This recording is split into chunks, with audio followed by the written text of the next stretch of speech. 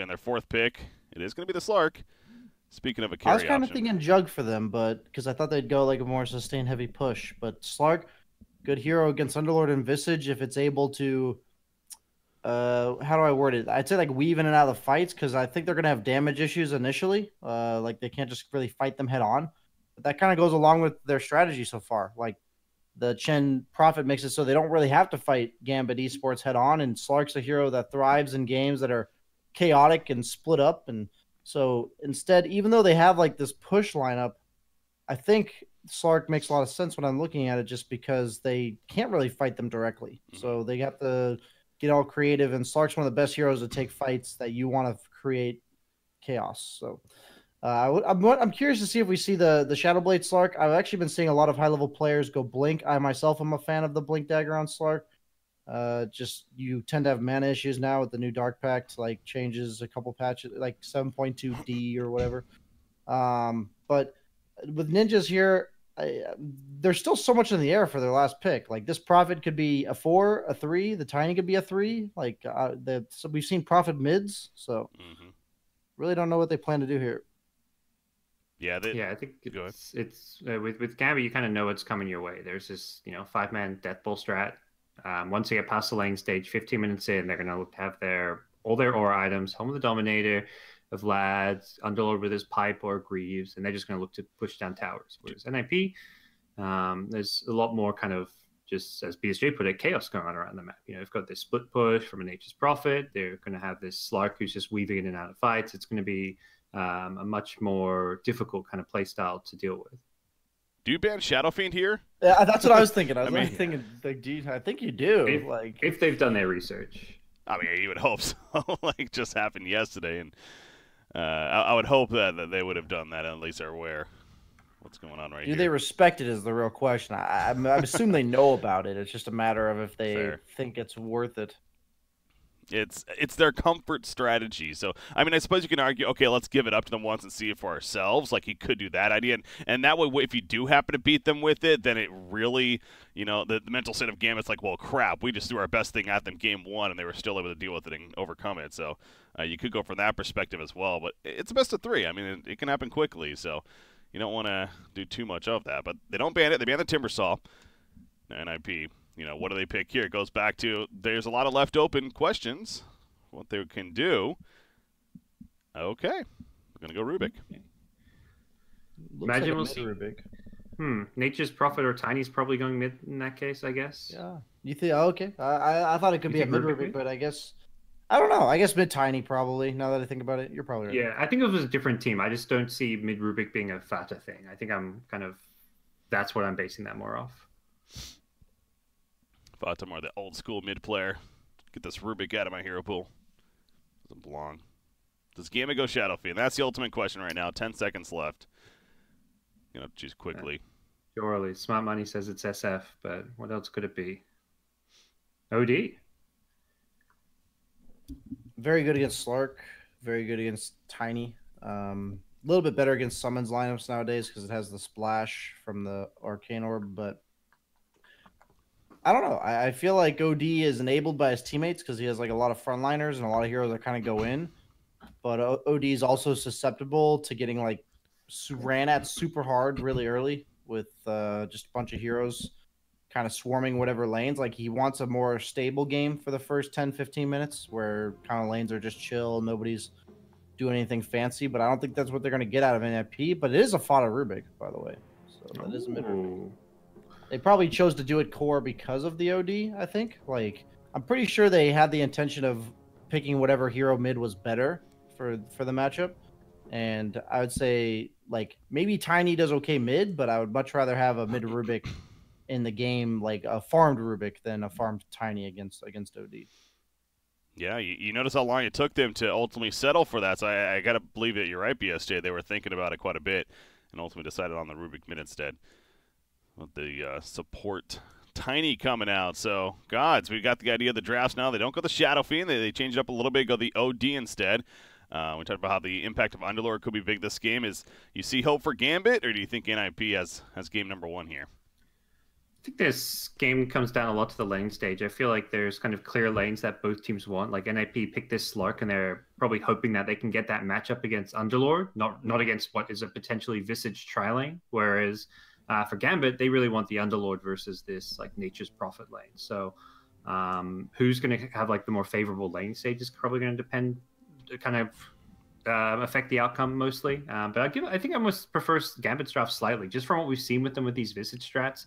I think they've got a pretty good 5-man lineup, and I think Slark can kind of struggle to play into that a little bit. So I'll give them a slight draft edge at least. All right. Well, you took a look at the odds right there. NIP is the favorite team going into the series. If you like said odds, you can place a bet on them if you go to es.bet yourself. And you can also take advantage of the insurance that's been in play this whole time, and this being the final day, of course, here for the WePlay Winter Madness Tournament. All throughout today, all the matches, including the finals, later on. Again, that's es.bet. Here we go, though. Game number 1. Going to get things kicked off now, Gambit versus NIP. So, again, Gambit, that's been one thing you've been noticing. A similar trend as far as the way they like to draft, specifically this Visage, is a hero that they build around. And I see, people bringing it up. Is this hero even good right now? Well, I think ultimately we've kind of realized this hero's really good if you're comfortable with the hero. It goes back to high tier pubs right now. It's like one of the, if not the highest win percentage, but one of the fewest picked at the same time. So it's that idea, if you know how to play him, and Doxlock most certainly does, then you can have success. It's funny from the pub perspective. I just feel like whenever I pick these like vulnerable laning heroes, that I'm kind of in the hands of my support players to like kind of know what my hero needs and what I need to get out of the early laning stage. And in this patch, like if you lose the lane really badly in the first couple minutes, it's almost like spells doom for your entire game. You spend like way longer time recovering than you even sometimes get to ever recover. So I feel like Visage is a hero that fits the bill of like a weak laner that with a decent start is very powerful. And these teams, like, they just know exactly what this hero needs to be secured. And like the Tusk pick is exactly that this game, and it just gives them this tri-lane presence, makes it so Visage actually does damage in the tri-lane itself with just right clicks, because he has the built-in attack speed, and then you give him the tag team. These are just perfect examples of like when people are watching to learn from the fact that like what supports and like situations enable specific cores, because we're talking about how I don't know about his laning phase, and then suddenly they just they have Dirge to match up against the Tiny. They have the Tusk to enable the Visage. There's just a bunch of like very specific things these teams do in order to enable certain cores. And that's why like when we see specific teams with like signature heroes, they just understand very exactly what these heroes need to be successful. Yeah. A lot to learn from. Well, yeah, going back to the first pick, even I mentioned a couple times, Dirge, aka Undying, right there in the hands of FNG. It definitely feels like an FNG style hero, but we have not been seeing a lot of Undying in this event specifically. It doesn't seem like it's as highly rated as it was in more recent history here. But what do you think caused them to want to pick up the Undying with that first pick overall for Gambit? It's just like a 1v1 counter to Tiny, and that's all they really saw. And they said, like, we are going to pick Visage, and we need the best lane matchup counter to what we've seen. They'd only seen one hero. So I think that was like, it's just a strength hero that can man up against Tiny, kind of create space for his own core, force the Tiny to use the tree on him rather than his teammates. Well, they're actually just going to kill the tree ants. Yeah, why not? Just get some nice CS out of that and a little bit of bounty. It's pretty good. That's like Prophet's entire laning strength is the fact that he has those trees. So it's more so to just say, hey, get rid of these 35 damage tree ants out of our lane, and it'll help us win the CS. Deciding to dual lane even against that if you're NIP almost seems like a risk in itself. You're dealing with an Undying who, likes the fact that there are more heroes in the lane. They're already killing off the tree ants off the bat. It seems like it is shaping up to work out pretty well for Gambit in the early laning phase. Can you see? You kind of have to dual lane. Yeah. Otherwise, your Prophet just like gets completely zoned from the lane. So it's something where that's not really the hero that matters this game, though. This Prophet, like, yeah, his start needs to be okay, but they did this in order to have the Slark have a good matchup against the Underlord bottom, which you're kind of seeing. He's just constantly harassing with that level 1 essence shift in the bottom lane, and like both teams were predictable in their lane setup, right? We said the Underlord with the aggressive tri-lane, and then Slark knows this, so they dodge. And Prophet should still do okay here and still serve his purpose in the game, despite the fact that he's getting tri-laned, and Gambit is probably going to come out on top. Well, Yeah, I mean, I'm looking at Nature's Prophet right now. He's 4-3 compared to the 4-1 Visage, so obviously off to a decent start, considering that heavy harassment that is coming out. Slark pressuring beyond the tower at the bottom lane. And take a look back at the top lane. FNG throwing out the Decay. Trying to go for that last hit on the Hellbear smash here. I believe Saksa actually got credit for it, so nice little battle right there. Going the way of Tiny, at least in that case. But Doxok, he's just off to the side farming the lane, so he's feeling good for that time being. Middle lane, OD versus Rubik. So right now, OD very slight advantage. Would you expect it to go either way? I understand that that's a pretty even matchup. That's how I view it, at least. So we'll kind of have to see how it pans out. But a lot of these newer matchups, like, in the past, how many times have you seen a Rubik versus OD? Just very interestingly new heroes in the mid lane. So from like yesterday when we talked about like the Clinks OD and how just you envision the matchup going, I don't think this matchup would change over time. I say like both heroes scale pretty decently. Yeah. And there you see. This is, something we Dota, everyone. Yeah, Dota. You run out of resources, just die to the enemy tier 2 and give them all 20 gold. That is definitely going to get fixed in some way. Yeah. I can't imagine that. Like, you just saw it happen in 2 different lanes. That's a core doing it. That's not good Dota right there. Middle lane, there was a gank attempt of sorts. Chen rotating in. Can't forget about him, of course. That impotence and how much, or penitence, excuse me, and how much damage it applies, obviously, as far as the plus damage, the slow on top of that. So he's going to rotate towards the top lane for now, and he's making his way up there. So that's something that Gambit will have to look out for, is coming in the flank. Tag team going to be activated immersion in the meantime as Ace has rotated in. Ace wants that kill first, but good job by Tusk kiting away. You have Afterlife now realizing Penitence coming out from Peter Pan Dam. And like, oh crap, there's 3 heroes here. Can he actually get away from this? Tusk has already ran away pretty far. Ace is in pursuit. There's the pounce, and there's first blood. PPD picking it up on Chen. It's becoming the new Slark build. Whenever you can get against these melee offlaners you kind of feed against, or feed off of, you just go for the max essence shift. And it allows you to be a very strong laner where you just consistently rack up this agi, and that gives you attack speed, it gives you armor, which just benefits you even more so in trades. And no real melee hero in the early game can really stand up to that, and did a good job of forcing the fight on the side of Ace and then like kiting, I guess you could say, while his supports close the gap. Yeah. So just playing Slark really well so far. And this is like a scary start for Gambit to be dealing with, because once Slark gets this lead, like, it's really hard to really send anyone to his lane. Man, look at Fata in the mid lane though. 23-10 against 17-3 OD right now. So it's starting to scale quite a bit in the favor of Rubik. In fact, he's moving now. Coming up top at Afterlife, he's going to be collapsed on. That's a level 3 Underlord at this point. He is not feeling too good. He's got those brown boots, but that really is it. He's going to use them to run away, it looks like, and I suppose he will be fine in the end, but he's out of the top lane for now. Slark is having absolute free farm. It seems like Gambit tried to make some adjustments here as far as rotating lanes, but obviously NIP matched it immediately, and they're just kind of keeping up the pressure. I mean, it's a 3,000 net worth lead at 5 minutes in. That's a ridiculous lead already that we see right here. Middle lane. Yep. Tag team's activated. Fata taking some good pressure from it. The Arcane Orb auto attacks, and Fata will indeed fall despite the divine favor of Chen. Now 3-3 rotates in, as well as Tiny even. And I think Tusk is dead at least, but hey, it's a kill for Gambit. They'll take it. Yeah, this is the fear when you have OD and Visage cores, and I even say Underlord's susceptible to having like a weaker start. All 3 of these heroes as cores kind of have weak level 1s through 4, so you're setting yourself up for this possibility where you're down by this much net worth at this early on in the game. But by no means does this mean they're out. Like, this is kind of like expected, I would say. Like, NIP's doing their job at this point. And so I feel like Gambit, when you first round Visage, you're kind of signing up to have a rough start to the game. It's just a matter of how well they're able to recover in the mid game, and if this Slark becomes so much of a problem that they eventually just won't be able to deal with it at all. Middle lane, Aphanine. He'll be fine, but again, lifted up and pressured heavily. You have the double TP support, so get a bit of a reaction if you're NIP. You can be satisfied with that, and Chen will now go back towards the top lane instead for the time being. But yeah, Visage, one of those heroes again. He hits level 6. He definitely skills quite a bit as a result of those familiars, so you'll expect to start see Doxx's farm increase. That's been the case Throughout them picking this hero in this event. Socks up bottom lane. Great job with the Avalanche. Stalls it for now, but a beautiful Ice Shards in response. And 3-3, all he can do is, well, he can sprout, I guess.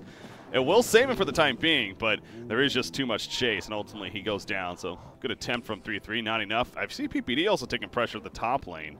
Oh, that's just some harassment from Underlord coming out right there. He's trying to do whatever he can. But yeah, look at this Slark, man. That's going to be an early Shadow Blade, and actually back to Afterlife. Oh, he's going to the Afterlife, but there's a smoke. Not from the tower, though. He's actually just going to die this time. Oh, that's greed right there. Hannah Midas on Slark. Yeah, I've been seeing a lot of Midas Blink as like the new way to play Slark. It's just, you want to stay in your lane, so instead of farming up a Shadow Blade, you get the Midas. Which is really nice for attack speed because everyone's just maxing Essence Shift. So if that's like your way of staying in lane rather than maxing the Dark Pact, it makes sense for racking up those Essence Shift charges because the Midas buff to 40 attack speed. Yeah. And then they just go for the Blink, and it gives them like, it's about the same price when you like kind of think about it as a Shadow Blade, just because the Midas pays for itself a little bit. If you go Midas Blink instead of just Shadow Blade. Yeah. And I don't know, I feel like Shadow Blade now, you just struggle so much with mana as well as continuing to scale in the game. Like, you just find yourself looking for kills all the time, and if you go for a kill, you're like out of mana, so then you can't really farm. It just feels really awkward to go Shadow Blade nowadays, even though like it's still a good item and on the hero. It just, I personally am leaning towards really liking this Midas Blink build that most players I've been seeing. Like, I've been seeing Sumail do it a lot in pubs, or TZ, I've seen it as well. Mm-hmm. It is interesting when you think about it as, well, actually, Slark's in trouble. Dark Pact will be activated as the Snowball connects. He's going to pop a Shadow Dance for this. Shard block coming in. He's going to simply TP out, though, and Immersion can't get close enough to even get vision on him. So good getaway from Ace. He'll TP back and be fine. But, yeah, you talk about the possibility of a Silver Edge this game, actually, would feel pretty good. When you look at heroes like Underlord and even the Visage, of course, come to mind. But, you know, with the early Midas, you're leaning towards that Blink Dagger, kind of that play style, the way with it he has been played lately. So would expect that at least for now.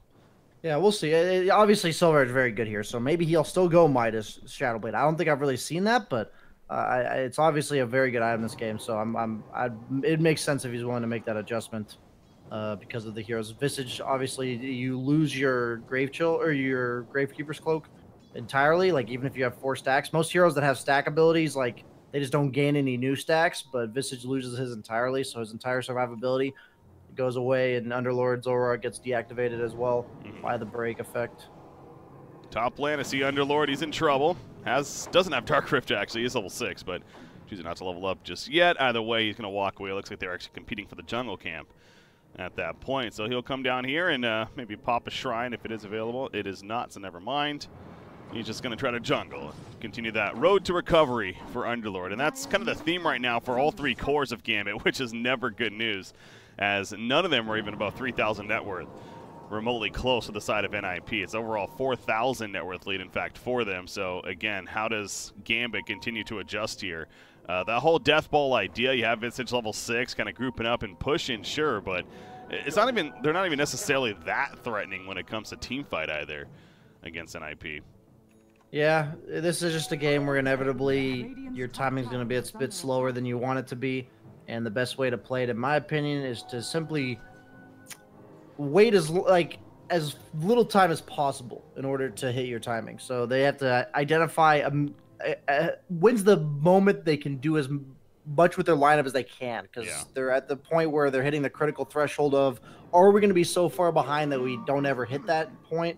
I'm concerned for them, obviously, but they still will probably have one chance. But at this point, it's getting to the point where if Slark has like a Blink Dagger before they even group up, they might just get picked off one by one when they do. So none of their heroes really serve independently against Slark on the map. Like, yeah, OD is a nice counter to Slark because you steal his int and then one-shot him. But certain heroes on the map are really nice against Slark because they're able to play alone and bully Slark. But none of these heroes actually do that, which means Slark will have free reign of the map, which also goes along with the Midas build because he can just play alone all game. Yeah. And also they have the Chen effect, as we mentioned in the draft, so he can play alone and then just be at everything. too. Oh god, Fata currently has Firestorm stolen on top of all this. You got the tree and push bottom lane. Look at that. That's a tier 2 tower that they're already having to defend here on the side of Gambit 11.5 minutes in, and taking good pressure. That they'll keep it alive, but again, the pressure is real. In fact, the tombstone even put down by FNG just to really make sure to slow things down, and ultimately will do that. But again, the pressure being applied heavily from NIP. I believe we saw the Yules coming out for Fata on the Rubik, and that mid Rubik indeed. Nature's Prophet has the Vlads, and Slark, well, he still just has a hand of Midas that we can see, so not 100% sure what if there's anything on the courier just yet. But another 1,000 gold saved up right now, and he has top farm in the game. Yeah, he's rich. Point. He went for the like brown boots hand of Midas. Like we haven't been getting like a consistent update on his build, but he went back for these treads, Wraithband, wand afterwards. So he went pretty much max greed this game. Had the luxury of doing so because he had such a good start. And the Glove of Haste in the laning stage made it so he just was feeding off Essence Shift stacks when he was winning already. Takes the 10 strength talent, which is becoming more and more common nowadays because of the nerf to the other talent. And I don't know, like Slark's changed a lot with all these random changes. Getting gone on the top lane. Will be rooted up potentially? No, the second root will not go off, so should be okay here. Yeah, that was actually a really close call. That would have been a huge kill for Gambit to take advantage of right now. Top net worth in the game indeed, but unable to do so as he makes his getaway. That's the thing that we were mentioning is just like he can play alone. Like yeah, they can boot him out of lane. That's exactly what they have to do, but meanwhile, it takes them 3 or 4 heroes to do this. Prophet's pressuring bottom. Underlord is able to TP bottom and delay this pressure. But, like, whenever you're down, the best thing you can do as a team is group up and take the opponent's safe lane tower. It's just the best tower to take for map control for either side. And you're seeing Gambit make this move. They have 3 heroes top lane. Visage with his, most likely his Helm of the Dominator, is pushing the top lane. But NIP is taking a tier 2. And I don't know. I feel like everyone's doing the right thing, but once again, just ticking time bomb on this NIP lineup. Yeah, NIP just doing it a bit better right now. Although 3-3 is going to get caught out. He tried to go for the Sprout TP play. Not going to work there, so good catch from Tuscan Underlord. And Sock's up. He's too deep into this as well. Should be another kill for F9 on OD. So a couple of kills later, and they keep the tower alive on top of all of that. So Gambit, again, slowly clawing their way back in. Also notice in that net worth chart, OD's climbed up a bit. He chose to go the drums, and I got to think that might have been a little bit of an adjustment to the game. Not an item we see a lot right now on these ODs. Yeah, you usually see like Kaya Yasha, but he realizes their team's going to have to get a lot more done like as a team than a standard game. And I think Gambit does this really well. Like we saw this yesterday where they're having a rough early game because they pick these heroes like Visage, but they do a really good job of getting these necessary pickoffs to slow down the momentum of the loss that they're at. And these are really important to slow down the momentum of these Prophet type heroes. Prophet's a hero that the only way to deal with him is to actually just kill him. That seems so simple, but certain heroes you can kind of bully them away or just stop their push. But Prophet, that's never happening unless he's just dead. So like these heroes like Tusk, really good pick in the draft against the Prophet, not only because we talked about the laning stage for Visage, but it also just closes the gap and catches the Prophet out. And doing a good job of doing so. Like Prophet's really high net worth, so when they killed him, not only are they slowing down his momentum, but they're also getting a lot out of it. Ducksock, he's applying the pressure at the top lane, continues to do so. The Alpha Wolf picked up from the Helm of the Dominator, so some nice enhanced damage. Certainly benefit from. Underlord's got a Vanguard taken care of, an eventual Crimson Guard possibly for him. I'm sure we'll be seeing coming out. I saw Slark had like 2,500 gold saved up, so I don't know if there we go. I was going to say, probably expect the purchase of the Blink Dagger soon, and sure enough, he makes the purchase, and it's coming out. And there's something else to look forward to as well. In fact, you do see Chen the way he's leveling. He is maxing out that Divine Favor. What that means, of course, plus damage as well as that health regen that he can apply to said target. You got to figure Slark is going to be the main candidate for this in these fights. So I don't know off the top of my head how much damage. I think it's like plus 60 damage at level 4. It's pretty absurd. Maybe 80. I'm not 80, sure. okay. It's a lot. It's a lot either way. And the main thing for me is if you think about it from Gambit's perspective, like how do they play the map? You're against a Chen, a Blink Slark. Like whoever goes out alone is just going to get gone on by Blink Slark. So you have to group up. You have to force objectives. You just have to do something. Like if you group up and do nothing, then you're just losing. And if you split up, you're getting picked off. So it looks like their Roche is kind of on their plate as their next objective. But as of now, like, yeah, Underlord can play alone and he has to try to do exactly what he's doing, but he still has to play super scared. You see Ace in the bottom lane, like, blinks on him and force them back underneath his own tower, something we don't see on camera. But Ace is obviously going to do a good job of exerting this necessary aggression.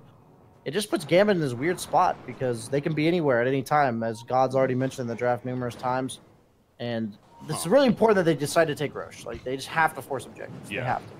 Exactly. That's what they're doing here, and it is a very fast Roche. They have the Medallion, they have Visage, double damage on OD, not usually the best Roshan taker with the DD. He's helping quite a bit. Chen's going to be in the area doing what he can, but it's not nearly enough. Alpha9 picks it up on OD, and hell of a fight there for Gambit. So not too long ago, by the way, you saw the odds popping up on your screen. Again, if you like said odds, it was favoring a bit more in NIP's side, but perhaps even updating now slightly after that Roshan kill. You head over to es.bet. You can place your bets on said odds if you like them, and you can also take advantage of the insurance and play, again, es.bet. So good job right there from Gambit. They got an Aegis on OD. This is that type of lineup that kind of goes back to, it just took a bit longer to get here. But, oh, actually, hold up, because middle lane immersion, he's going to get picked. There's that Blink Dagger of Ace. However, Alpha9 ports in, and they catch him with the Astral Imprisonment. Here comes a buyback. Tusk, he is in a lot of trouble. Shadow Dance, Hand of God even comes out as well. They're really trying their best to make sure to keep him alive. And it looks like Sark is actually going to sneak out of there. So, yeah, pretty close call. Yeah, I wasn't sure if they'd be able to get the follow-up and, like, surround him on his pounce, but he was able to pounce through the trees, like, in the upward direction. He's going the Blink SNY. Probably my favorite build on Slark nowadays. Like, the SNY is just so nice. I think with the Blink Dagger and the way pounce works nowadays, where pretty much everyone gets locked down. In the past, like, it wasn't necessarily enough just to pounce them, but with the buffs to pounce and nerfs to everything else, the status resistance is nice on the SNY because you don't really need the maim anymore. And it's just a nice, feels good item, attack speed, tankiness. And also, the only reason you used to never really go SNY was the mana problems from Shadowblade. And since everyone's going Blink, which kind of makes sense with the build. Yeah.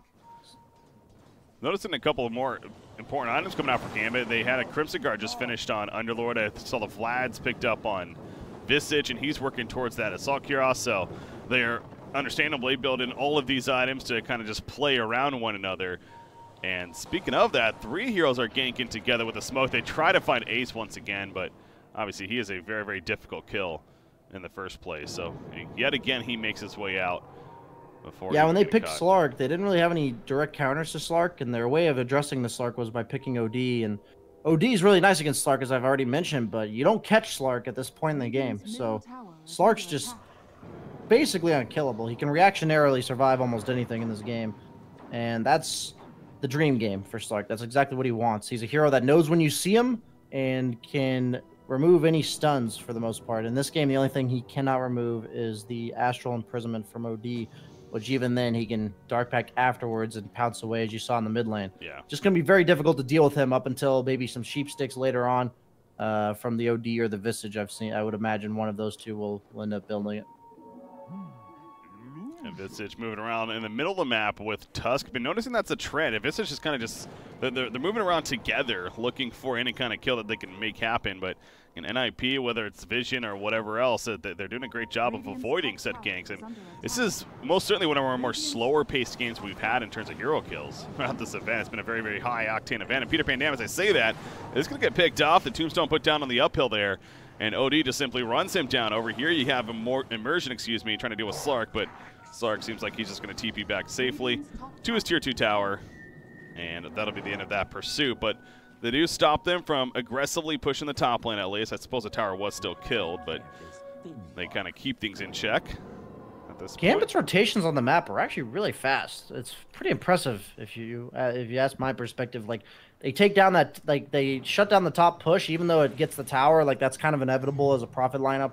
Like, they get the kills. They get the bounty runes top. They like TP somebody bottom immediately. They realize the Visage is in danger because he's bottom and IP knows he's alone. They immediately TP 2 heroes bottom and leave the Tusk top. Like, all these things are very quick, and then like that's what really defines these teams at the highest level. So even though I myself haven't heard too much about Gambit, like, and we've been impressed with them lately. This kind of stuff is usually what dictates the difference between like Tier 1 and Tier 2 teams, and they're very quick about all of this, and they're keeping up with NIP. And despite the fact that they're down by 7K, like, I feel like most teams would just kind of feed to the Slark. Like, they would just die. So I feel like the reason why we're not seeing very many kills is because Slark is this presence on the map that they can't really kill themselves, And since they're so scared of dying to Slark, they kind of have to always play defensively. So I think that's kind of leading to nobody dying here. I think Rubik in the quietly himself has been farming like a machine. I mean, he's second in net worth, as you can see. He got the Blink Dagger with the Eels. He's also has a mech queued up, as I noticed last. So we'll see if he completes that. And eventual Guardian Greaves possibly going to be coming out of him. So that's something else, though, that you have to keep in mind if you're Gambit, that the Rubik and the impact that he'll continue to have. He has plenty to steal this game, specifically for the Underlord. We've already seen multiple times that he likes to take advantage of, but maybe an Axe down the line to really make use of that. I'm sure we can see. Ore items are just so good nowadays. Midas late pickup on the Prophet, so he intends to scale into this game realizing what you already said, that the pace of the game is very slow, and that this game is not going to end anytime soon despite the lead that they have. NIP's lineup doesn't exactly end the game. Yes, they have Prophet, but Prophet can't exactly march into the high ground against the heroes that Gambit have. And Underlord knows he's seen bottom. I don't actually know what saw him there. Maybe a Treant or something, but gets hit by the Prophet ulti. But this is a nice thing about Underlord, one of the few heroes that can actually get away from a Slark just with his ultimate. No other hero can really like TP away because of the leash mechanics now. But Underlord is able to play the incredibly dangerous parts of the map alone, which enables the rest of his team to group up, or at least like not have to play the crappy parts of the map. This is the Hand of Midas meta apparently for NIP. Yeah, Soxa picking one up too on Tiny. He's going to be found here, by the way. Bit of Mouse locking him in place and try to be a little sneaky. Maybe get a see he does have a ward in his inventory, so trying to place that perhaps, but he's caught by Gambit and pays for it with his life. So good job by Gambit finding them. Again, the rotations are there. So, I mean, you continue to see the occasional kill, the rotations or whatever from Gambit. We're talking a lot about them slowly coming back, but at the same time, it still continues to be that net worth lead of around 6,000, 7,000 for NIP. So they're keeping that similar lead going, and Slark's continuing to scale more and more as the game picks up. He's got the BKB finish now. Already feels like it's tough to catch him. It feels like now, obviously with the BKB, that's just another level. Is he getting to the point where he is going to be somewhat unkillable in these fights, you say? I feel like he's unkillable in these fights for sure, but he's also not going to deal enough damage unless he has Essence Shift stacks up. So the way I look at this game is if the game remains like 6k net worth lead, I actually favor Gambit just because the way they struggle in this game is by catching Slark, and eventually they will be able to catch Slark just by itemizing for him, despite whatever items he builds. But if they're at this point in the game where NIP, this Slark's the strongest hero in the game by far, like not only because of net worth, but also for all the reasons we've already mentioned. So if they're able to force some good engagements on their side, like I think NIP can just snowball out of control from this moment on because of this BKB. But I really do favor Gambit as the game goes on, just because they have the better team fight, and if they can eventually catch these heroes with items, then they have superior team fight and pick off. PPD, he's going to tank the Smoke Ink right here. They roll in, they pop BKB and everything else. Dark Rift activated though in the backlines. PPD just runs. They did not have a way to stop him, and you have Afterlife. He actually was using the Dark Rift to come in, so they lose Undying. Who did they catch here? Was that Slark? Oh, they got Slark with the imprisonment. Ace, he's standing still for now in that Shadow Dance. Obviously, they know with the Black Cloud, though. Can they catch up to him? He's making the jukes. The pounce. He doesn't go for the ledge. Oh, he'd hope to. And now Ace has to spot the BKB to keep on running. He is going to get the support, though, in the end as well to make sure to stay alive. So when you consider how that fight started, especially, the fact that it went 1-0 in favor of NIP, that cannot feel good for Gambit. Yeah, you see there that even though the Slark is pretty much unkillable, he has a hard time actually doing anything if they're grouped up as 5, because there's just so much crap to throw on the ground for Gambit, and Slark like only can really get out of that crap by BKBing, and then that gives him a limited amount of time to dish out the damage whenever they're grouped as 5. What he is able to do though is always look to pick off the Undying really quickly in the back lines and disengage from there. By no means by saying like Slark's weak or anything. It's just that if we can get to this point where they actually can catch him, he's much less scary, but this is exactly what the Slark does at this point in the game. But Tusk able to snowball to dodge that pounce right there. Yeah, that was well played on his part. But bottom lane Afterlife, he's heavily rotated on, but Tusk shows up. He TP'd in. Another TP even coming in, so Underlord's going to stay alive for the time being. Immersion might die because of this, but Fata's also going to go low, by the way. Pops that, oh, God, the Hand of God, that is, from Chen to help to make sure to keep him alive. So Immersion's picked up. They did kill Chen. Off to the side, Ace popping the BKB for this now as well. We'll finally finish up Afterlife, and those shift charges adding up the more and more hits he puts in. Doxuck, he's got a big soul assumption. That Crimson's Guard helping. No, the Sanity's Eclipse comes down. They took out Fata, and now they want more in return. Gambit fighting strong. Slark eventually had to pounce out once again. You can tell, you keep going back to it, the damage overall, he's just not able to do enough to these beefier heroes. And they take out Nature's Prophet, too. That's a triple kill for Affinine here on the OD. All right, glimpse of hope for Gambit, no doubt, and continues to be a case. If they can make this game last a little bit longer, then absolutely there's a chance. Yeah, they just have so many aura builders, so much damage reduction innately within their heroes. The Underlord, the Visage, these Vlads, Crimson, Soulcure has already done on the Visage. That's all I mean is that's the problem Slark has as the game goes on. Traditionally, Slark is not a hard carry simply because of his limited damage output in comparison to a lot of other carries. Very low stat gains, and his only way of matching other carries for damage output is by getting a lot of Essence Shift stacks. And in this game, it's just outside of BKB, I don't really see how he hits people. And the OD factor from a Slark player is so hard to play against because the ult just burns your mana. And eventually, if OD gets like 30, 40 int for free, it can almost one-shot you. So you have to ulti or BKB when you're at high health, which means that's just annoying to play against and it removes a lot of his ability to scale in the game. But once again, they're still up by 7K. You know, I'm painting a bad picture for NIP. All I'm trying to be clear about is that 7K is like good, but it's not by any means where you're feeling secure about winning this game on the side of that. Yeah, and I think it is very fair because we've seen now multiple times, and just the way they're building their items, it's great to build around this team fight as NIP's even doing themselves. But you have a mid Rubik, for example. He's not this scaling mid right-click core that's going to take over as well. He's just reliant on his item builds and obviously with the spell steal ability throughout these fights and what he can do, and he can make big plays with that certainly. But I know we are talking a lot about Gambit and why they're still in this game, but I truly feel that is the case as well, just from the overall perspective here. You take a look again at the odds, still around the same spot as they were before, not surprisingly, as it has kind of just stuck to about that lead.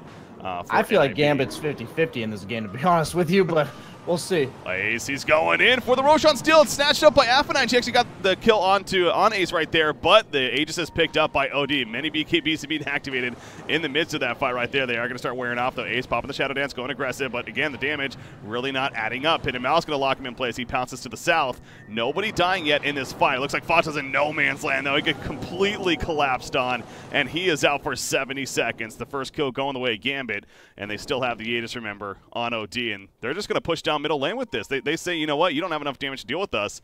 We're just going to group up and do the death ball push now. Yeah, and they don't have enough split push pressure damage. Like, yeah, they have split push pickoff on the side of NIP, but none of these heroes are like a troll or a Terrorblade that are just going to shred your buildings. And an important question to ask yourself in these type of games is like, what team would prefer to have no BKBs? And that's absolutely Gambit in this case. OD, perfectly fine to fight without a BKB, but Slark, absolutely useless in fights without his BKB. So when this initial initiation goes on that nothing really happens and everyone pops their BKB, that totally favors Gambit, and you saw it there. Oh, very aggressive Dark Rift in right there on top of 3-3. That had to be one of the more ballsy Dark Rifts I've ever seen. Rubik buys back, by the way, as he died, but they lose Chen on top of this. They both do have buybacks, him and the Nature's Prophet. Rubik trying to do what he can, but Sox is just going to get run down. You see the life pools of the Radiant Heroes looking pretty good right now. Guardian Creep's going to be popped on top of that as well. Buyback from Chen now coming out. So Gambit, yeah, they don't want to stick around too long as they get multiple buybacks used. Cutting creeps now. Is he? Okay. Sorry to interrupt you there, but that shuts down the push, and bounty runes are coming out, but that... I'm telling you, man, I've played too many games of Slark to feel good about this game for NIP. Like, you're scaling against OD. OD just dumpsters you as the game goes on. It's like, eventually, he'll get enough int items that you literally die to the ult. This is a dieback on Peter Pan Dam, by the way. Yeah. And, like, the only reason I'm harping so much on this OD Slark matchup is what you already mentioned. He is a solo carry in this game. They have a Prophet Rubik as the other two cores. They completely rely on this Slark to carry. And, like, you don't have this secondary core that's going to help you scale into the late game. And they just have so much sustain, so much honestly free damage on the side of Gambit too. Visage is a hero that honestly just shits out damage. Like he actually just does so much damage and with these items. And people don't really realize if you don't play a bit Visage a lot, but we saw it yesterday. There was just a Medusa against Visage who just died. Yeah. And we were like, whoa, what? Middle lane Ace on the Dark Pack, pushing back Afterlight, Crimson card, helping to mitigate some of that damage. Odie, looks like they catch Fata, but he's able to blink out after the Yules. Odie is still in pursuit, I'm noticing on the mini-map, but we're just going to go to the right side and watch Tuss hiding in the trees. Fata is caught, though. Look at the health bar up there, and yep, he's out. That's a dieback on him, too. He's out for 95 seconds on that Rubik now as well. You look at Slark's items, 20k net worth, 52 plus 0 int, meaning that he has no int items, not a single item that gives him a shred of int. He's going Butterfly as his next item, and I think he realizes he needs to deal maximum damage output during his BKB, but like you have 52 int against OD, man. I don't know, like that's the problem. Is I'm not saying he should be itemizing differently. It's just that's scary. Like OD's gonna have 70 more int than you before he hits anybody. Yeah. Yeah, when I saw the Hannah minus pickups here across the board for NIP, the idea that, okay, that'll help him scale into the later game. But, you know, Tiny, when he went his, he then followed up with a mech, so I thought he might have been trying to go more damage focused, but no, it's just to play more of that utility and team. And you see right here that they just can't feel comfortable about trying to defend. 3-3, he's here defending with them. He's not counter-pushing anywhere and occupying somewhere else on the map. So Gambit, they know they have a free push, especially with Rubik being dead for another 30 seconds, no buyback guaranteed. And they just easily take out the melee racks. Remember, they still have the Aegis as well. Doxok, there goes the Astral Prism, though. Ace going to be turned on. Possibly BKB immediately still has that Shadow Dance. He gets healed back up, but Alpha9 pops his own BKB. He's running after somebody back there. Looks like Chen Hand and God going to be activated, but he eventually falls. And Chen Stain did, remember. Ace caught by the Pit of Malice. The Shadow Dance going to be wearing off soon. Can they catch a kill on him? It would be big, but Ace a little too far away. And the Sprout also making sure to keep OD out of there. That Aegis still up. It's probably another minute or so before it's going to be reclaimed, so I think he's not needing to be worried about that as he makes his getaway before they can follow up. So they got the melee racks, they get a couple more hero kills, and then they're just simply going to retreat. You just see the regen too from items such as that Guardian Greaves on Underlord. And you know what? We're not even done just yet. They're going to go for the reset. Zoxa, Soul Assumption on 2 targets with that talent. Zoxa's going to get run down by these Arcane Orbs. Another Soul Assumption, not enough damage though. On OD. Dear God, that's a lot. Sanity's Eclipse will be huge here. He hasn't used it yet. Absolutely, he needs to get mana from neutrals or something using Astral, in his along with his. I always forget what that passive or what the active is called. But either way, the Equilibrium. Thank you. Yeah, I'm telling you, man. I've played too many Slark games. This is just it's the worst matchup in the game for Slark by far. OD, the worst matchup in the game. Like, not only is it all the things I've already mentioned, but you see it there. He goes on the Visage. You don't want to go on OD for all the reasons I mentioned, and then OD just blink Astral's the guy you go on. Like, oh man, it's so annoying. Like you can't survive long fights, and you can't take short fights because he prevents you from bursting his teammates. And he's gonna have that sheepstick very soon. Already has it. Excuse me. So suddenly now, not only all the things I've already mentioned, but if you happen to get caught with your pants down and no dark pack usage, he just sheeps you. Oh, he tried right there to jump him. But he has Blink Arcane Rune. Alright, not afraid to use that there, but he is going to get another chance, though. Lift up on F9, and now the team support's coming in. So, yeah, if you're NIP, you do not want to overcommit to this. In fact, in the backline, Undying was picked off, so that's what they end up focusing for. Ace, it's gone on, though. So that snowball. This is what they need. This Arcane Rune paying dividends here. Good rune on him. I also noticed an Axe picked up by Doxek, by the way, playing the Visage, so that third familiar now online, yet even more power for what he can do. And I also saw Underlord building an Axe himself. That's not something we get to see too often, but you see right wow, there. What does that do again? Does that make his team get the aura? The atrophy aura, yeah, the plus damage. Wow, okay. Yeah, the damage part of it. Okay, okay. I assume that doesn't work on summons, but either way, it's still very, very powerful if you're just going to be 5-manning all game. Yeah, that's exactly what they're doing, so absolutely it makes sense. I feel like the only reason he's doing that is because they've run out of aura items to build. Like, there's actually just no items left. So yeah. Maybe Shiva's is the only one left? Yeah, I don't think they have a Shiva's yet. OD may want... No, he's actually going to build an MKB. OD wants damage. Yeah, his job is to eliminate Slark from this game. And if you look at the net worth, that's a pretty important job to fulfill because Slark is up there with nobody else. And there's just certain games where you have to ask yourself as a core, like, am I supposed to itemize to make my game better or itemize to deal with something else on the enemy team? And this game is definitely, in my opinion, a game where it's his job to deal with Slark.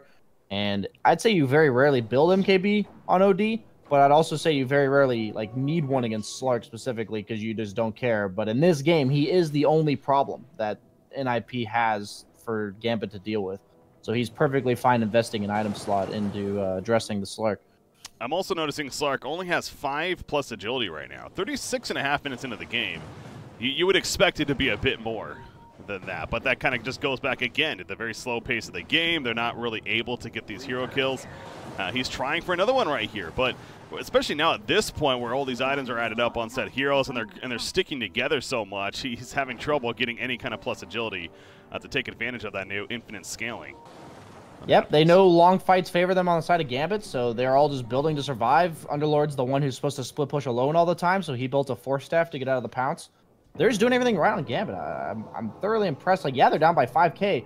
I'm just going to keep saying, though, I think that's fine. Like, we are perfectly fine being down by 10,000 gold in this game on Gambit. Like, there is no point in this game where NIP's team fight will be stronger. There just is not a point. Like, no matter what items they have, the heroes on NIP just do not team fight.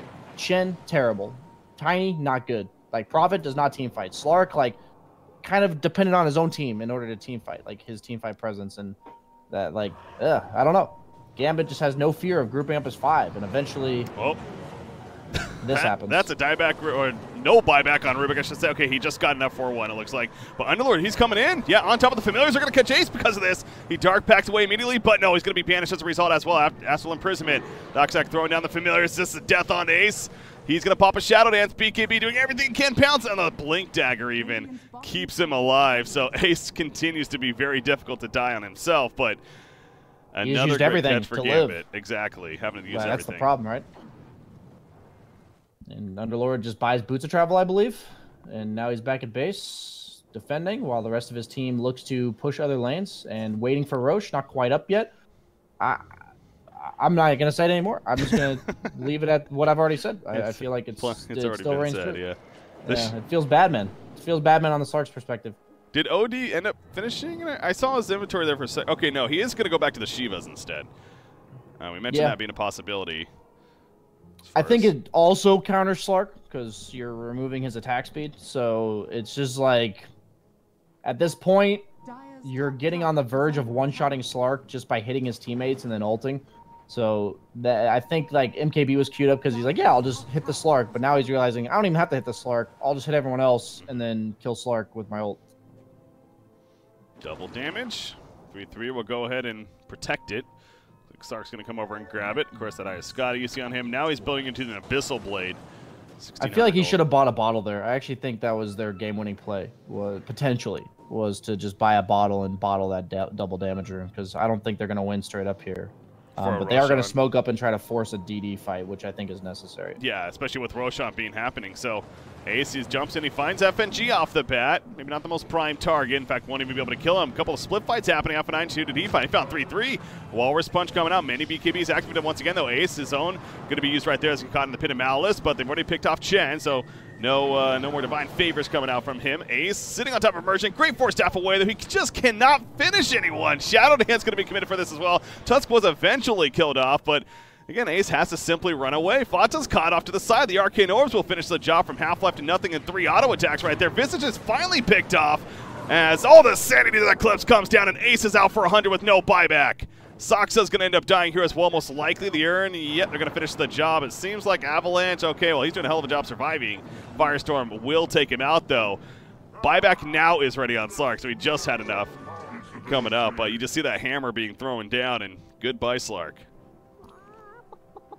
I want anyone who's watching this game to please go back and look at Gambit's items and playstyle in these team fights and understand this is how you beat Slark. Because, like, this is perfect play, like, actually. Like, I'm so amazed. Like, there are the 4 stabs, the Ghost Scepters, like, these supports itemizing so they don't just die. Like, he goes on dying, and he has a 1,500 gold item that prevents him from dying. Like, It's just all so good. Like you said, he's just not killing anyone. They're just kiting him around, knowing that once his BKB and ulti are used, he's just useless. And like the Slark, who had, what was it, 5K net worth at 9 minutes or something, is just useless. Like he just doesn't do anything. Yeah, it goes back. I mean, this is one of the most uncomfortable 5,000 to 10,000 net worth leads that any team could have in a game. Back about that 30-minute mark or so, and we're seeing here why. It's Gambit. It's you know, obviously you got to continue to give credit to them, but just how the lineup was speaking, the itemization, it just naturally felt like, as long as no stupid mistakes were going to happen, that they were going to start coming ahead. And NIP, it's not that they're playing bad themselves. It's just, you know, how do you play around this continues to be that ultimate question. And for me, it seemed like getting Nature's Prophet to start scaling, getting that Tiny to start scaling. But we saw a glimpse right there. From what I could tell, neither one of them, they're still kind of building these team fight-oriented builds, initiation on Tiny. Like I mentioned with the mech earlier, I believe we saw Nature's Prophet, you know, he had things like the Vlads and whatnot. We're not seeing, you know, that very aggressive Nature's Prophet, I'm just going to constantly split push you build to try to make up for that instead. They're kind of committed to this. We want to try to continue to team fight, and I just don't know if that's going to work out in the end for NIP. I don't say this lightly when I watch these kind of games. Like, usually when it's like what is traditionally known to be a better team is losing, it's like some fluke or something like that. I'm thoroughly impressed by the way Gambit has been able to play this game, and Underlord does escape there, but he fed a lot of agility to Slark. So this might be the small window that they need. He gets 16 Essence Shift stacks, 48 free agility, but I don't even know if that's enough. Usually I'm super scared of a 16 Essence Shift Slark for free before the fight starts, but once again, like this OD hero, man, the Astral, we've seen it every fight. He has the level 25 talent, Arcane Orb, Duration, Steal, so if the fights go on long enough, he will rack up a serious amount of int. Look at this now. Both teams pushing into the base. It's going to be a matter of who blinks first, really. See, Chen is back there. This is a Visage race. I don't think you ever beat... the only hero that beats Visage, I think, is Troll, man. Yeah. I don't know. Yeah, Visage is pushing. Ace realizes that. They get the tier 3, but yeah, you have to get back and defend. BKB committed up here by Vata. They catch Doxock initially. Trying to go on him. Astral Imprisonment was used at the early point. He's just running. Ace on top. Here comes a TP in from Afterlife, though. So now the Aura's kicking in as well, remember. Ace, he's standing his ground. The Pin of Malice, he is beefy. OD in the front lines, kind of distracting the teammates. And now Ace having to pop that Shadow Dance. He wants to stay on top of Aphanage, but as Shadow Dance wears off, he has to get away. Doxock lands one of the familiars. Divine Favors applied to Slark right there, just to heal up if anything, but they're going to go back for the ejectors. No, they want Ace. They want Ace dead, and they get Ace dead. The Sanity's Eclipse takes him out, as well as the afterkill on Chen. They both fight back immediately. NIP cannot give this up for free. Underlord going to be tossed back in. He's not an easy target, though. Really, no one is, frankly, as we've mentioned many, many times before. Fata lift up Doxock with the familiar, sitting on top of him. Die back for Fata. He is out for 110 seconds. Ace once again caught by the Pit of Malice. If he goes down, that should do it. He does go down. 2 minutes out, and Gambit Esports does it. They take game 1. GG's officially called, and they're going to be up 1-0 now here in this best-of-3 semifinal match. Dude, Gambit's dope, man. I don't know, like they've done this consistently, and I am so impressed by their rotations. Like their ability to keep up. Like we talked about in the draft, how chaotic Prophet, Chen, Slark is going to make the game. Like they're just going to be all over the map, and that there were like a couple times where like Slark would go on somebody top, and then NIP would force a fight bottom and recall the Slark, and Gambit's like was there, and they were like ready to respond, and like that's no joke how quickly you have to be ready for this kind of stuff. Not only do you have to be ready, but like a lot of it takes foresight. Like you have to know it's happening, you have to know it's coming, and like be predicting that it's going to happen. You can't just react. And I don't know, man, like they're legit. We've seen them so far. Like this is not, in my opinion, NIP, like we've mentioned, playing poorly. We saw Gambit take series off of good teams and playing this Visage strat. I think they've officially confirmed that you have to ban it first round against them. They just first rounded a Visage. I don't know. Again, for me, talk about Slark all you want, but clearly the adjustment that needed to be made was either Tiny or Nature's Prophet needed to scale more when it came to their damage up. We saw eventual Mjolnir on Nature's Prophet, but that's more for creep, clear, and defense in a sense as well. Fata also, you know, on Rubik, he played it well, but it goes back to, I mentioned this before when we've seen a couple of these mid-Rubiks popping up here and there. It doesn't seem like the success rate is that good for this hero. And when you final pick a Rubik with the intention of then, and again, whether or not it was intended when they actually picked him to run mid, but the point is he ended up running mid. I don't know. I'm personally just not sold on it, and I think the success rate recently kind of backs that up somewhat. But, yeah, absolute credit to Gambit when it came to their lineup and the way they played it, and being behind 5 to 10,000 net worth for so much of that early game and still just kind of keeping their composure. Deserve tons of credit. So, well, we're going to head to that game 2 after a short break. So, ladies and gentlemen, sit tight. The WePlay Winter Madness continues here. We've got our semifinals. Game number 2 with Gambit up 1-0. Again, after this, the winner of this series will move on to play OG in a best-of-5 finals later on today, competing for that $100,000 prize pool. So I'm Breaky CPK, joined by BSJ. We'll be bringing Gods back at his opinions. Stay tuned, guys. We'll be right back.